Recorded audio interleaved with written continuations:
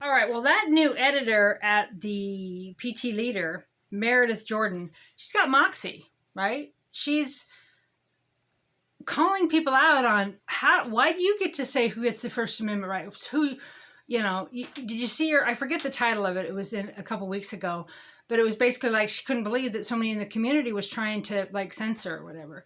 And so this week, David Faber was trashing me and for the ethics complaint. And he accused the PT Leader of yellow journalism, so sensationalism, partisan, hyping up things. And it's so interesting because when James Sloan wrote articles trashing Julie Jaman and calling us all names and lying and saying Antifa wasn't there when James was there at the press conference, he flat out lied. He defamed, no batons, no Antifa, no assaults, just lied, didn't look into any facts at all for sensationalism and to go along with people like what Faber believed. And Faber was fine with that. Fine with every time Jason Saranis defamed Julie, fine with whatever said in the paper about people that he doesn't like. But he's not fine with the paper saying that Reverend Crystal Cox, she's a citizen. Let's see. Okay, so she filed it. The hearing examiner said there was sufficiency. We're reporting on it. I don't know where it's going to go. We're just, talking about it, encouraging both sides to have comments. Faber can't have too much comment because he's not supposed to be. He's not supposed to be influencing it because he's a city official. But he doesn't seem to mind going on social media and trashing them or me. And in the article today, entitled about Mayor Faber dismissing the complaint, it was a pretty good article. It gave all sides. It gave what the hearing officer's saying. It talked a lot about the process. It talked about what Faber said. And it posted some quotes that Faber made on social media about me, and it's just bizarre stuff. And so, I made some memes about it. Check out Port Townsend News on Facebook. Something about the deputy mayor embezzling missiles from the Port Townsend police and blowing up the moon. I mean, he's just ridiculous. So he accused the PT Leader of yellow journalism, sensationalism, like just trying to get, like clickbait or whatever. But they're actually reporting on something that's the most important thing in Port Townsend. Not me, not the complaint. I didn't even know. But the issue that's so important to a huge part of Port Townsend is the golf course, is the Camas Prairie, the plant life there, what happens there. It matters to a lot of people. And so putting that in there mattered. And then the open meeting stuff, the Julie Jaman stuff, what happened? It matters. It matters that they kept people out of that meeting. And they did. And so, they're just reporting on it. They're not saying Crystal Cox is right or wrong. They're just reporting on the process and what the ethics guy's saying. But Faber is all butthurt about it, so he was slamming them and accused them of naked yellow, or flat out something like nakedly yellow journalism. And so I just saw that she commented, and so I'm going to read it. Okay, again, it's Meredith Jordan. And her column is really cool. It's called Mixing Metaphors and Double Entendres. I like that. And so it's titled Journalism 101, Standards of Conduct and the Yellow Kid. And then she put, holy golly, here's to you, or whatever. The Yellow Kid was a popular comic in the 1890s. And then this is her and her column, okay? So Mayor David Faber took the leader to task in an October 2nd social media post for covering the ethics complaint made against him because A, the person who filed it should not be taken seriously. B, we ran with it, splash salacious headline across the top of the fold. And C, readers don't always read the whole story, and hence they might not understand. In the process, the mayor omitted a lot of other details, most significantly that a reporter from the Leader had contacted him on October 1st to write a story about the mayor's perspective of the accusations for the October 2nd paper. He didn't mention that. The Leader had also run a guest column he pinned on September 25th. Right. Faber had a big column. They let him have a really big spot on September 25th of the golf course plan, no threat to the Camas Prairie. Right, so they gave him that too. There he addressed critics of his advocacy for the development of the longtime green space The proposed development of that property is at the core of one of the complaints. The suggestion is that we shouldn't be writing about it, but if we did, it should be regulated to the back page. Yet Faber acknowledged that the time the ethics complaints were filed, that it was a legitimate story. This happened at a meeting about other coverage with me, Lloyd Mullen, publisher of The Leader, and Shelley Levins, the city director of marketing communications. They had taken issue with the headline about a different story. This story was contrasted as legitimate by comparison. Let's have a look at our coverage about the ethics complaint filed against the mayor. The first story that ran in The Leader was July 24th, which reported the complaint had been filed by Reverend Crystal Cox. It ran on the left-hand side of the front page, 2 columns with the mayor's response near the top. He spoke of the complainant's proclivity for going after elected officials and predicted it would be summarily dismissed. The mayor's perspective filled the third paragraph, and it included everything he provided. The next time we did a story was on August 21st, which ran on the lower half of the fold. It explained why there hadn't been a determination yet, which a lot of people, not just the mayor, assumed it would already be dismissed. The hearing examiner's contract needed to be revised. The story that prompted the mayor's post ran on September 25th across the top of the page. Quote, ethics complaint about the mayor moves forward. Phil Olbert, the independent hearing examiner, now with a new contract in place, had agreed to hear 2 of 6 complaints filed against the mayor. That's big news in our book because Faber is the mayor. The story included several paragraphs about the complainant, but in Faber's view, based on his post, it needed more. The mayor listed 2 sources he thought we should have used: a New York Times story published in 2011 and a Wikipedia page that cites another lawsuit about the complainant. And again, this is all about me, right? So a lawyer, if Faber sent them the 2011 thing and he's a lawyer, that's a big deal because that's malicious. My appeal was in 2014 and I won. And he knows that. He's just trying to disparage me. He also quoted a letter we'd published from his friend and business partner, Theo Howard, without disclosing as much, which called the complainant names. We had run the same letter, editing out the name calling. Well, I'd like to see those names. So the mayor called me names. You should have kept the names in there. None of these 3 elements are things that would place near the top of our source list. That's because we abide by industry-wide standards of operation. The Leader adheres to the Code of Ethics of the Society of Professional Journalists, which is posted in 2 places in the newsroom. We are actively at work on another layer that will make our commitment to readers even more clear, which I've been saving for a full rollout. More about that later. Going forward, importantly, we aren't done reporting this story and may write about it from a number of different angles and in different ways. That includes the complainant, the specific allegations, and of course, Faber's perspective. I encourage the mayor to talk to our reporter so we can more fully present his position. I also welcome another column. So in his big letter to the editor of the paper, he name-called me. Right? While he's trying to defend that he wasn't prejudiced and keeping people out of an open meeting, he's We endeavor to present all sides of a story, an ongoing process. As I've opined elsewhere, it is anathema to us to knee-jerk block coverage of an event based on an opinion, ours or anyone else's.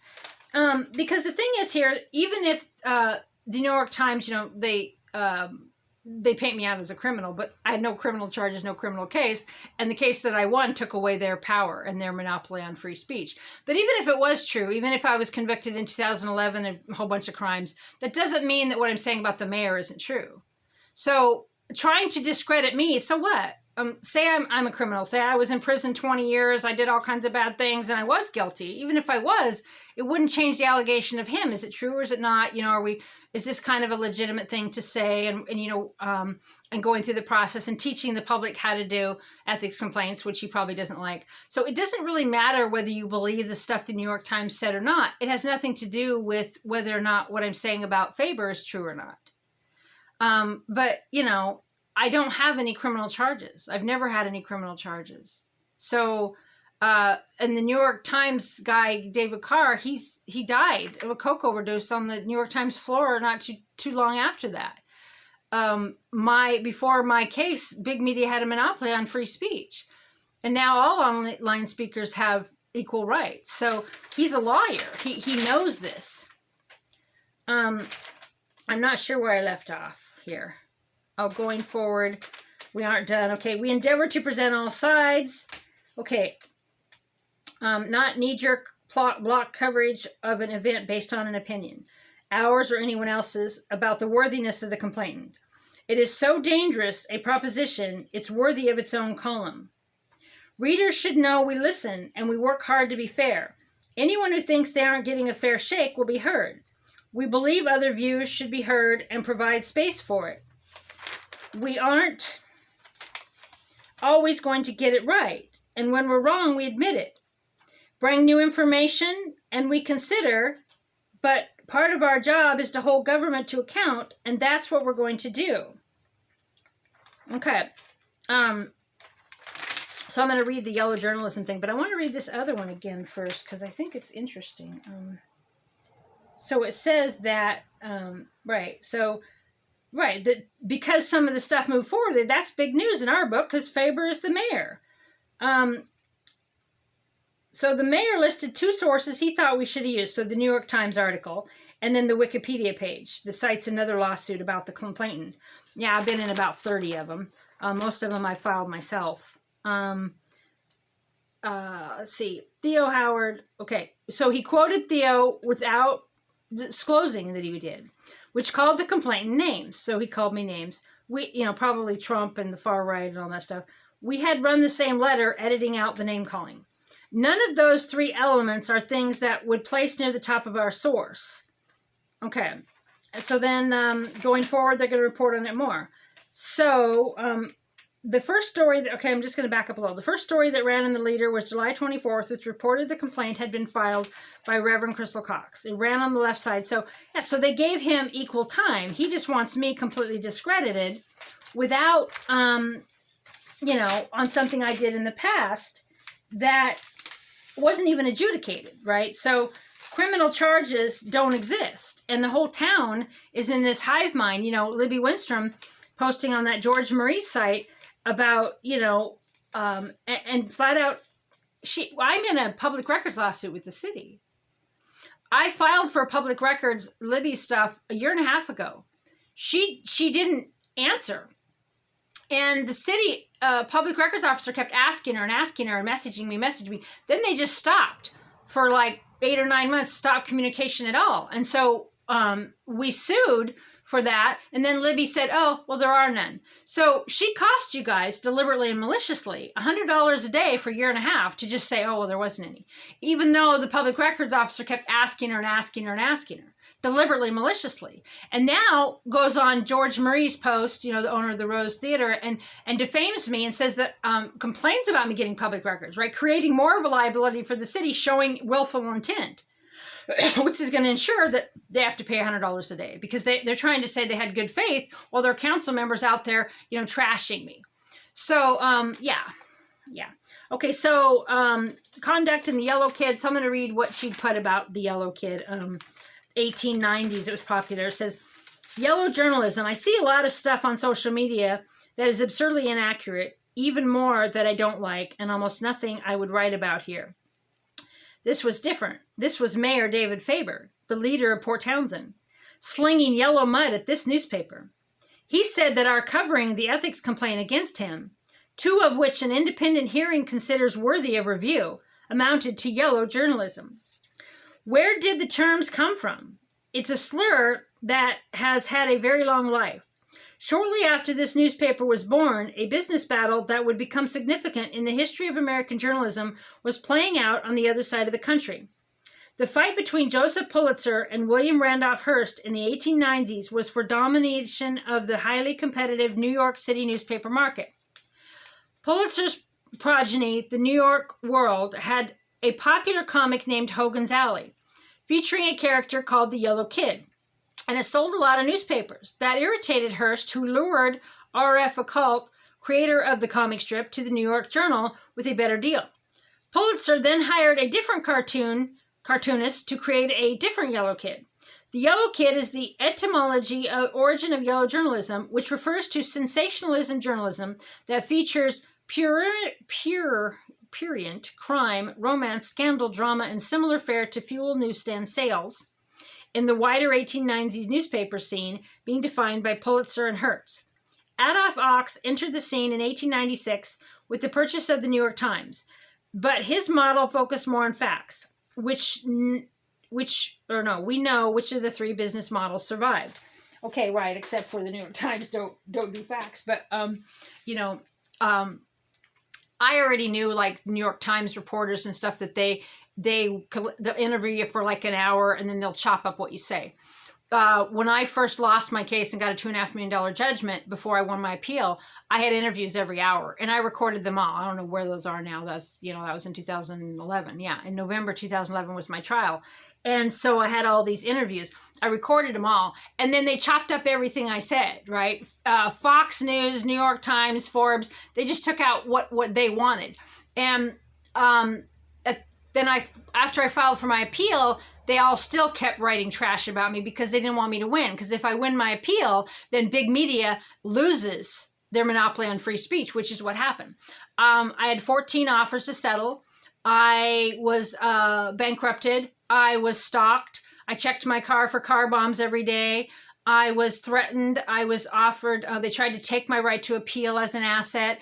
My own attorney, Mark Randazza, that I fired, went after me, gang stalking attorneys. They had investigators follow me, made me settlement offers because they wanted to stop the Ninth Circuit appeal. But I wanted the appeal. I wasn't going to take $1 million. I wasn't going to take getting out of $2.5 million judgment. I wanted the Ninth Circuit to say whether or not the First Amendment, shield laws, retraction laws applied to me.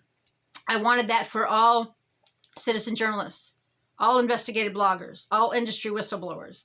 And that's what I was going for. And so I won that. And the Ninth Circuit judges threw me under the bus too. And they quoted that same New York Times article. When you fight in the lower court, I was my own attorney in the lower court, you can't introduce new evidence, but they did. And it was the opinion of a New York Times reporter, which was unadjudicated. It wasn't a material fact. It wasn't the proper chain of evidence. It shouldn't have been introduced. So even though I won my case, UCLA law professor Eugene Volokh filed a motion to rehear an appeal because I wanted to call out the judges for insinuating that I had committed a crime when it was a civil case and I never had any criminal charges. The judges I was reporting corruption on what was connected to the judges. The New York Times, Forbes, all of them, like I said, they didn't want me to win because if I win, then they lose their monopoly on free speech. And they did. Big media no longer has a monopoly on free speech. I was the first one to go that far. And then Mark Randazza and the guy that wrote Anatomy of a Scammer, they are porn industry attorneys. Now, the porn industry, nearly killed me, right? They come at me and at me and at me from every direction because they didn't want me to appeal to the Ninth because they felt like I'd already screwed up in the lower court and got a bad ruling. And if I get a bad ruling in the Ninth, that's going to hurt their industry. So I was fighting everybody from every direction. Some big part of my family believed Fox News and Fox News was trashing me. And then others believed the New York Times and others believed, and it was quite stunning. I mean, I was a hero for a month. I was like, yeehaw, she's like, oh my gosh. And then it's like, nope, she's an outlier. She's not like us. And then everybody started defaming me and I defamed a toddler and I'd had a blog about a toddler and I was this and I was that. I didn't do it to be the hero, but I was a little surprised to be the villain. And Port Townsend, especially the attorneys, defaming me, it's pretty stunning because they're quoting these articles. So they're saying that what I write online isn't true, but what these other bloggers and journalists write is true. And, you know, with no facts. Faber's a lawyer. It'd be pretty easy to see if Crystal Cox, my name's Crystal Lynn Cox, I'm from Eureka, Montana. I was born in Whitefish, Montana. Look it up. I've never had any criminal charges. The case was a civil case. I was reporting on a bankruptcy out of Portland, out of Bend, Oregon. I had a source. I refused to give up my source. I refused to give up any of my emails. I won the right. I don't have to give up my source. I won the right for all of you to use the shield law, retraction laws, and for all of you to have the right to equal to any journalist to break the news. That was in the case. All this stuff come up, and I was the first one to ever do that, because I wasn't just looking to get out of the judgment. I was looking for the ruling. And then they started calling me an activist litigant. And, you know, they're like, why would she win and get out of a $2.5 million judgment and then file an appeal in the ninth? And I did, because I am an activist. I was an activist litigant, and I didn't want it to be okay to just throw who's ever saying these accusations, an anti-corruption journalist or blogger or whatever. I didn't want them to just be able to say they did all these horrible things and discredit them, which it doesn't matter if they did the bad things or not. Is it true what they said or not? And so I appealed it. And so the motion for rehearing, you know, because Reuters had already done it. Reuters had already reported on what the Ninth Circuit said and left out apparently. The judges threw in, apparently she's got a history of retraction. I never posted anything and sought money to retract it. The New York Times email for the $2,500 was one of 14 in a chain. I was my own attorney of settlement negotiations. And it was illegal to be entered in the case. It was against the rules of evidence. And I filed a motion Limon, or however you pronounce it, Limine, to try to stop that.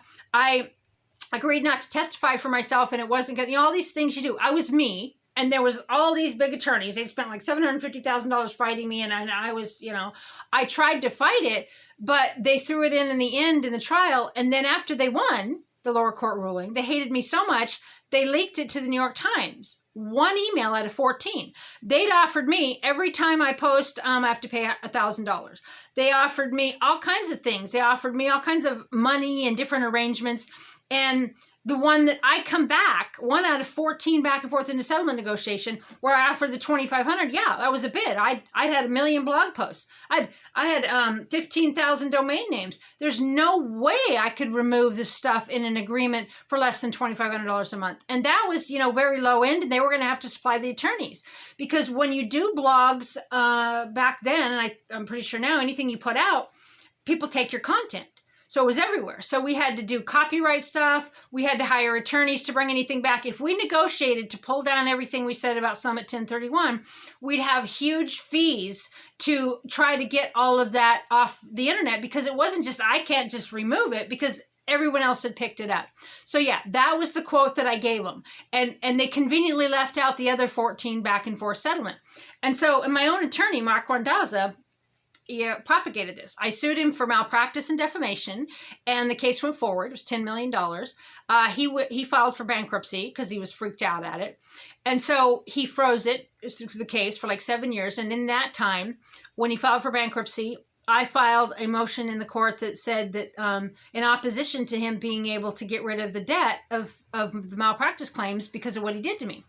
So then he sued me within his bankruptcy court because that made him mad. And I was out of the country at the time. He never served me.